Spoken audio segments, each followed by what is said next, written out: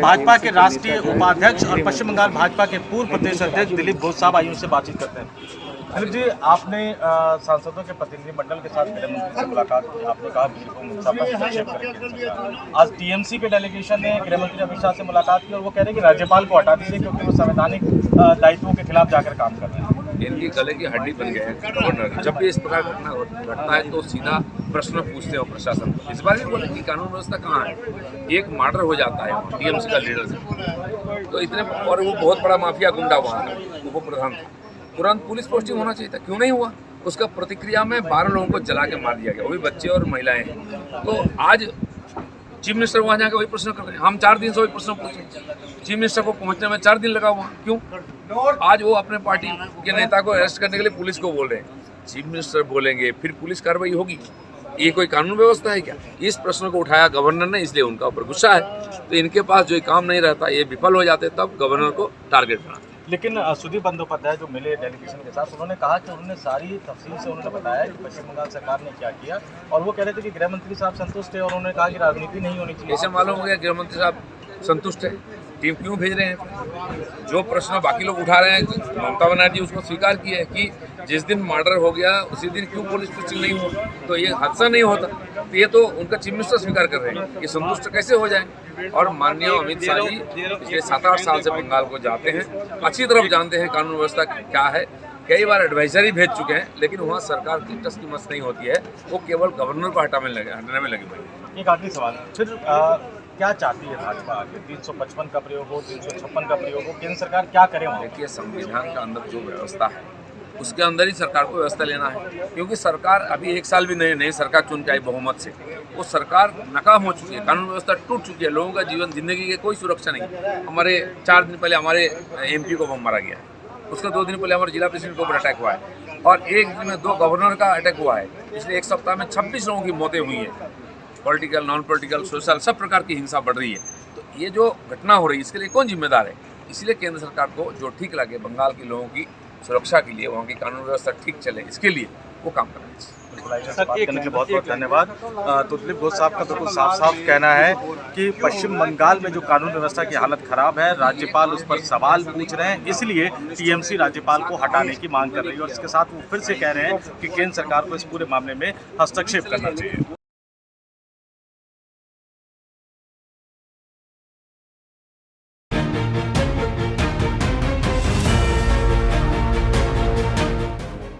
रूस यूक्रेन के बीच चल रहे महायुद्ध का आज 29वां दिन है। पिछले 28 दिनों में यूक्रेन में बड़ी तबाही मची है, लेकिन यूक्रेन के राष्ट्रपति जेलेंस्की भी अपनी जिद पर अड़े हुए हैं और रूस पर लगाए गए तमाम तरह के आर्थिक सामाजिक प्रतिबंधों के बावजूद पुतिन की सेना पीछे हटने को तैयार नहीं है। दोनों देशों के बीच कई दौर की बातचीत हो चुकी है। इंटरनेशनल कोर्ट ने संयुक्त राष्ट्र संघ की बैठक में युद्ध को रोकने के लिए कई बार कहा है, लेकिन उसका कोई असर देखने को नहीं मिला और जंग लगातार जारी है। दोनों ही देशों की अपनी जिद पर अड़े होने की वजह से आम नागरिक मारे जा रहे हैं।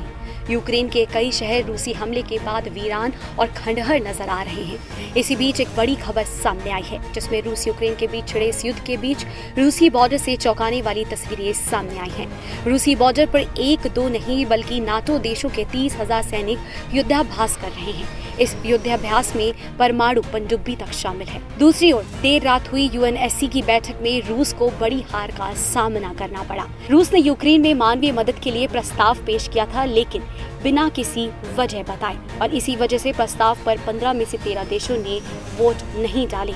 इसमें भारत भी शामिल रहा।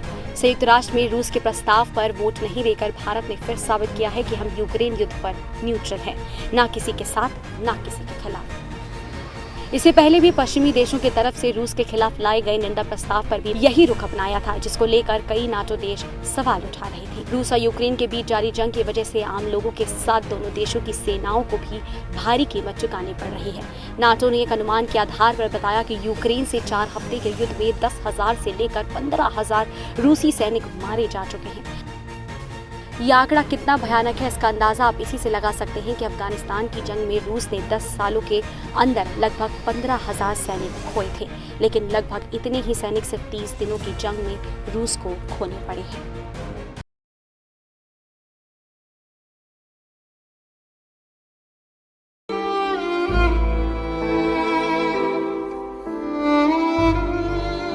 पश्चिम बंगाल में हत्याओं का सिलसिला थमने का नाम नहीं ले रहा है। दिन प्रतिदिन बंगाल का रक्तांचल विकराल रूप लेता जा रहा है। पश्चिम बंगाल के बीरभूम में जो दर्दनाक घटना घटी, उसने बंगाल से लेकर दिल्ली तक की राजनीति को गरमा दिया है। एक ऐसी घटना जिसने मानव इतिहास में इंसानियत को पूरी दुनिया में बदनाम करने का काम किया। बीरभूम में रामपुर हाट में फैली हिंसा की वजह टीएमसी नेता की हत्या बताई जा रही है। उन पर सोमवार रात को बम फेंका गया था। बताया जा रहा है कि इसके बाद गुस्साई भीड़ ने 1 दर्जन से ज्यादा घरों में आग लगा दी। आग लगने से 8 लोगों की जिंदा जलकर मौत हो गई, जिनमें 2 बच्चे और 3 महिलाएं भी शामिल हैं। जरा सोचिए वो मंजर कितना खौफनाक होगा जब नरसंहार को तुली भीड़ ने घरों में आराम कर रहे लोगों को जिंदा जला दिया होगा। उन लोगों ने भागने की कोशिश की होगी, लेकिन भाग नहीं पाए क्योंकि उन इंसानों के रूप में जानवरों ने घरों के दरवाजों को बाहर से ही बंद कर दिया। अब वहाँ स्याह करने वाली शांति है। बीरभूम जिले के बाकुटी गाँव में चारों तरफ बस सन्नाटा पसरा हुआ है। प्रधानमंत्री नरेंद्र मोदी ने भी घटना पर दुख जताया है। उन्होंने कहा, मैं पश्चिम बंगाल के बीरभूम में हुई हिंसक वारदात पर अपनी संवेदना व्यक्त करता हूँ। मैं आशा करता हूँ कि राज्य सरकार बंगाल की महान धरती पर ऐसा जघन्य पाप करने वालों को जरूर सजा दिलवाएगी। बीरभूम में हुई हिंसक वारदात पर दुख व्यक्त करता हूं, अपनी संवेदना व्यक्त करता हूं। मैं आशा करता हूं कि राज्य सरकार बंगाल की महान धरती पर ऐसा जघन्य पाप करने वालों को जरूर सजा दिलवाएगी। मैं बंगाल के लोगों से भी आग्रह करूंगा कि ऐसी वारदात को अंजाम देने वालों को, ऐसे अपराधियों का हौसला बढ़ाने वालों को कभी माफ न करें। केंद्र सरकार की तरफ से मैं राज्य को इस बात के लिए भी आश्वस्त करता हूं कि अपराधियों को जल्द से जल्द सजा दिलवाने में जो भी मदद वो चाहेगी, भारत सरकार मुहैया कराई जाएगी। दूसरी ओर इस घटना को लेकर पुलिस ने अब तक 20 लोगों को गिरफ्तार किया है। बीरभूम की घटना को लेकर बंगाल के डीजीपी मनोज मालवीय ने कहा है कि ये व्यक्तिगत दुश्मनी का मामला हो सकता है। आग लगने की वजह की जांच की जा रही है। उन्होंने कहा, अगर इसे टीएमसी नेता की मौत के बदले से जोड़ा जाता है तो वो आपसी दुश्मनी की वजह से हो सकता है। ये राजनीतिक हिंसा से जुड़ा मामला नहीं है।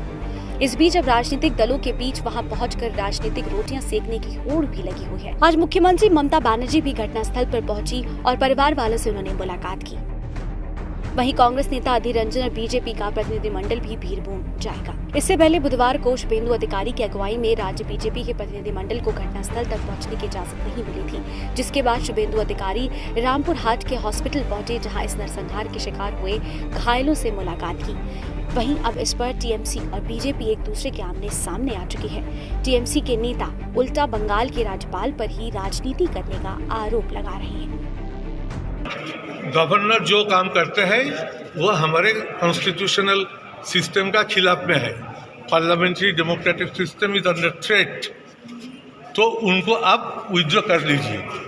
और रामपुर हाट को लेके प्रधान गवर्नर को मुख्यमंत्री जो चिट्ठी दिया, वो चिट्ठी का कॉपी हम लोग अमित शाह जी के हाथ में सौंप दिया। तो सर, क्या लगता है क्यों हुआ ये घटना हुई, क्यों, किसकी गलती है, किसकी वजह से हुआ? सीट जो है वो डिप्लॉयड हुआ, वो इन्वेस्टिगेशन करेंगे, वहाँ से वो रिपोर्ट देंगे। तो हम लोग तो दिल्ली में है। तो गृह मंत्री ने कुछ जो 10 लोग मारे गए उस पर कोई बात की? गृह मंत्री जी तो खुश हो गए ना। बीजेपी कांग्रेस के साथ साथ लेफ्ट भी ममता बनर्जी को घेरने में जुटी हुई है। तो इधर हाईकोर्ट ने भी इस गंभीर मामले का संज्ञान लेते हुए ममता सरकार से स्टेटस रिपोर्ट मांगी है। वहीं ममता सरकार ने भी हरकत में आते हुए एसआईटी का गठन किया है, जिसे 72 घंटे के अंदर जांच रिपोर्ट सौंपनी होगी। बता दें कि बीरभूम में हुई इस घटना के बाद बीजेपी ने सीबीआई जांच की मांग की है। इस बीच केंद्रीय गृह मंत्रालय ने इस मामले में पश्चिम बंगाल की सरकार से रिपोर्ट मांगी है। इसके अलावा जल्द ही केंद्र की एक फैक्ट फाइंडिंग टीम भी घटनास्थल का दौरा करेगी।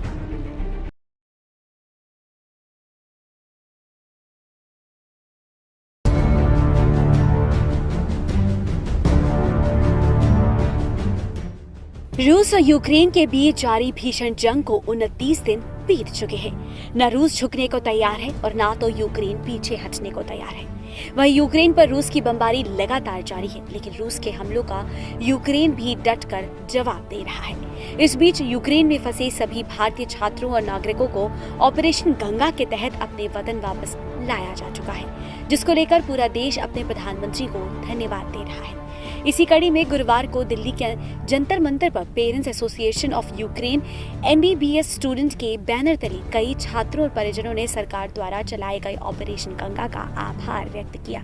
इस मौके पर मोदी है तो मुमकिन है और भारत माता की जय जैसे नारे भी लगाए गए, जहां एक और अभिभावकों को ये खुशी है कि युद्ध के बीच उनके बच्चे सही सलामत घर वापस लौट आए, लेकिन उनकी पढ़ाई का नुकसान होने से वो परेशान भी हैं, जिसको लेकर यूक्रेन में पढ़ रहे करीब 10,000 मेडिकल छात्रों को भारत में मेडिकल कॉलेजों में एडजस्ट करने की मांग अब उठने लगी है। यूक्रेन से स्वदेश लौटे छात्र अपनी डिग्री को लेकर काफी परेशान हैं। छात्रों की मांग है कि यूक्रेन में हालात जब तक सामान्य नहीं हो जाते, तब तक सभी विद्यार्थियों की पढ़ाई स्थानीय मेडिकल कॉलेजों में पूरी करवाई जाए। इसके अलावा यूक्रेन सरकार ने ऑनलाइन पढ़ाई भी शुरू कर दी है, लेकिन परिजनों की माने तो बच्चे ऑनलाइन माध्यम से ठीक से पढ़ाई नहीं कर सकेंगे।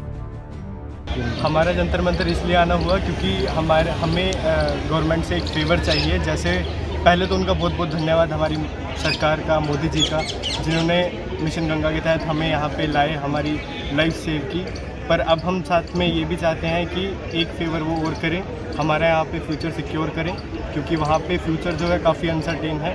जैसे कि यूक्रेन की स्थिति है, अभी वॉर की कोई कंडीशन वहाँ पे ठीक नहीं है, इंफ्रास्ट्रक्चर डैमेज है, तो हमें नहीं लगता कि वहाँ पे हमारी स्टडीज़ कंटिन्यू हो पाएगी, और ये फैक्ट है। तो इस वजह से हमारा ये कहना है कि हमें यहीं पे ही एडजस्ट किया जाए। वहीं जंतर मंतर पर प्रदर्शन कर रहे शुभम, जो कि टर्नोपिल मेडिकल यूनिवर्सिटी के छात्र हैं, उन्होंने बताया कि हमें बताया जा रहा है कि ऑनलाइन कोर्स चल रहा है, लेकिन मेडिकल की पढ़ाई बिना प्रैक्टिकल नहीं हो सकती। जैसा कि बताया जा रहा है कि हमारा ऑनलाइन कोर्स चल रहा है। जैसे मैं खुद 4th ईयर का छात्र हूँ। 4th ईयर में हमें क्या होता है कि हमें हॉस्पिटल जाना होता है, पेशेंट से मिलना होता है, पेशेंट से दिखना होता है। जैसे कि यूनिवर्सिटी ऑनलाइन है, ऑनलाइन एक अलग चीज़ है, हम पढ़ाई तो कर सकते हैं, बट वो पढ़ाई और जो पेशेंट को देखना वो बहुत डिफरेंट है रियलिटी में। तो हमें ये डिफरेंस है। और रही बात ये कि हाँ, एक रूल था गवर्नमेंट NMC का एक रूल था कि आप ट्रांसफ़र ले सकते हो एक कंट्री से दूसरी कंट्री, बट अभी 1 साल पहले NMC ने ये रूल बंद कर दिया है कि आप एक कंट्री से दूसरी कंट्री नहीं जा सकते हो। जिस कंट्री में और जिस यूनिवर्सिटी में आपने एडमिशन लिया है 1st ईयर में, आपको वहीं से 6th ईयर आपको कंप्लीट करना पड़ेगा, आप ट्रांसफ़र नहीं ले सकते हो। तो अगर रही बात है कि हमें इंडिया में ट्रांसफ़र दिया जाता है, तो पहले तो NMC को सबसे पहले एक रूल ख़त्म करना पड़ेगा। हमारी एक ही मांग है, हमें इंडिया में एडमिशन दीजिए। अगर इंडिया में नहीं होता है तो सेम करिकुलम यूरोपियन कंट्री में अगर हो पा रहा है तो हमें यूरोपियन कंट्री में शिफ्ट करिए, बट उससे पहले सबसे पहले NMC को एक बिल है जो ट्रांसफ़र का, वो कैंसिल करना पड़ेगा। तो मेरे साथ यहाँ कुछ छात्र थे और साथ ही इनके माता पिता भी यहाँ पहुँचे हुए हैं, जिन्होंने ऑपरेशन गंगा के तहत जो छात्रों को वापस स्वदेश लौटाया गया उसके शुक्रिया अदा तो किया, लेकिन अपने भविष्य को लेकर भी सरकार के सामने कुछ मांगे रखी हैं।